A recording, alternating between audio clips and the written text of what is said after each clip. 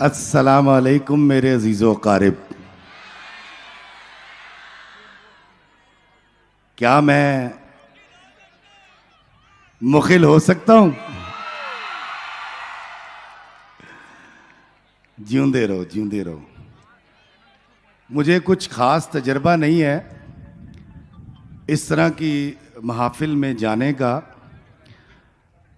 कहा जा रहा है कि तालीम के साथ हुनर ज़रूर होना चाहिए और मैं इस चीज़ का कायल हूँ कि कोई ना कोई हुनर ज़रूर होना चाहिए, लेकिन किसी भी रोज़गार के लिए हुनर से पहले जीने का हुनर सीखना बड़ा ज़रूरी है।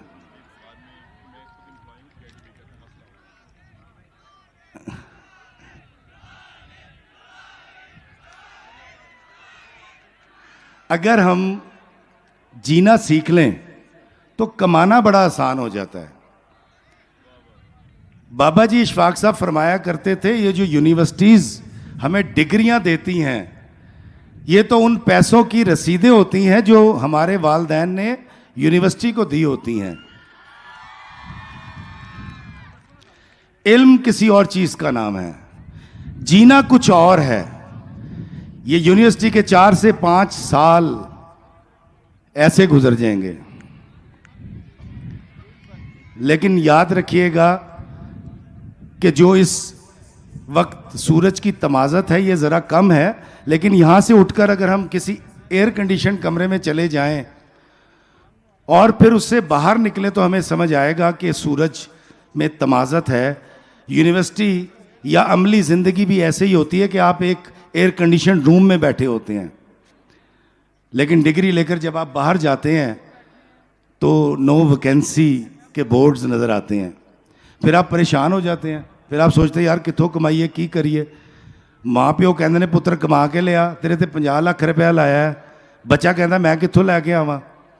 तो पंजाब गवर्नमेंट ने ये बड़ा अच्छा स्टेप लिया कि अपनी डिग्री के साथ हुनर ज़रूर सीखें, लेकिन अगर आपने जीना सीख लिया, जीने का हुनर सीख लिया, तो आपके लिए कमाना चंदा मुश्किल नहीं रहेगा। और जीना सीखना तो बड़ा आसान है।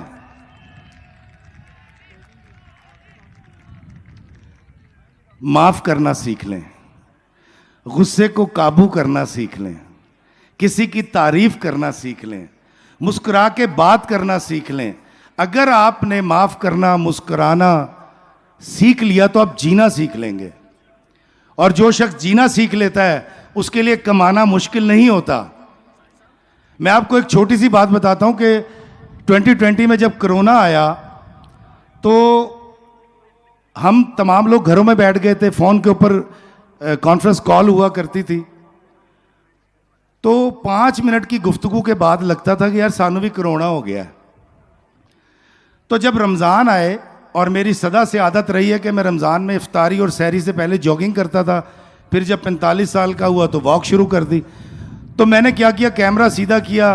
पेंडेमिक में मैं एक बाग में गया, विदाउट मास्क मैंने एक वीडियो बनाया। मेरे पेज पर 37,000 फॉलोअर्स थे शोबिज़ में होने की वजह से। तो जब मैंने उसको पोस्ट किया तो शाम को देखा तो 7,000 लोगों ने देखा था। मैं कहा हैं पागल हो गए लोग की। अगले दिन मैंने वीडियो फिर बनाया तो 16,000 हो गए।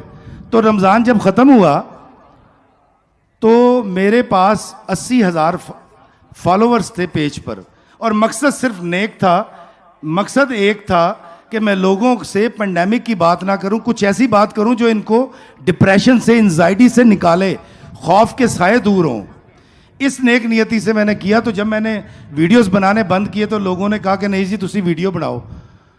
तो मैंने वीडियो बनाने शुरू कर दिए। किसी समझदार ने कहा यार इनू तू बनाना है तो यूट्यूब पे भी पा दिया कर। मैंने यूट्यूब पे डालना शुरू कर दिया। अच्छा, नागन ड्रामा मेरा ज़िंदगी का आखिरी ड्रामा था जो मैंने लिखा। 250 एपिसोड्स थे उसके। उसके बाद मुल्क के हालात कुछ ऐसे हुए, ड्रामा इंडस्ट्री बैठ गई, बहुत सारे मुझ जैसे राइटर्स फारिग हो गए। तो 4 से 5 साल में इंतज़ार करता रहा कि यार रिस्क केड़े पासे आवे। और ये वो दिन थे मेरी ज़िंदगी के कि मैं अपनी बेगम से कहता था यार मैंने कोई हुनर सीखा होता ना तो बड़ा अच्छा हो जाता। अब मैं उधार मांग नहीं सकता, हाथ फैला नहीं सकता, और लोग जानते हैं कि यार एक मशहूर राइटर और एक्टर है, 2 किताबों का खालिक है। तो मेरे पास जो जमा पूंजी थी मैंने खर्चनी शुरू कर दी, हत्ता कि मेरे पास 2 प्लाट थे, मैंने वो भी बेच दिए। फिर एक दिन यूट्यूब ने मुझे 8 लाख रुपए दिए।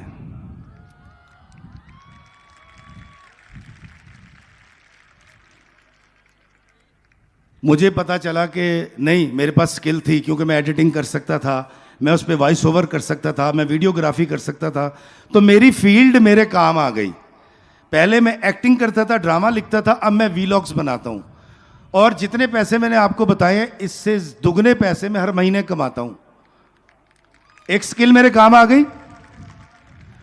और आज शायद आप सबको बड़ा बुरा लगेगा जब मैं ये आपको बताऊंगा कि मैंने पहले 5 साल शोबिज़ ने मुझे छोड़ा और अब मैंने शोबिज़ को छोड़ दिया है।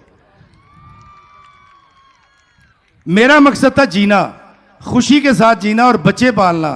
मैंने 28 साल के शोबिज़ को खैराबाद इसलिए कह दिया कि यार इत्थों तो मेरा गुजारा ही नहीं होता, मेरे बच्चे नहीं पलते, तो मैं इहो जे शोबिज़ दा की करना है।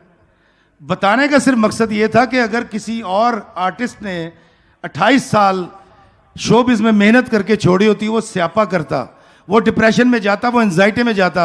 लेकिन मैं जीना जानता हूं, मुझे खुश रहना आता है, मुझे लोगों को खुश रखना आता है।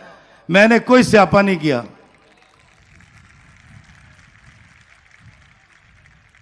ये जो वीडियोस आप देखते हैं मेरे, ये मुझे पैसे देते हैं, मुझे किसी की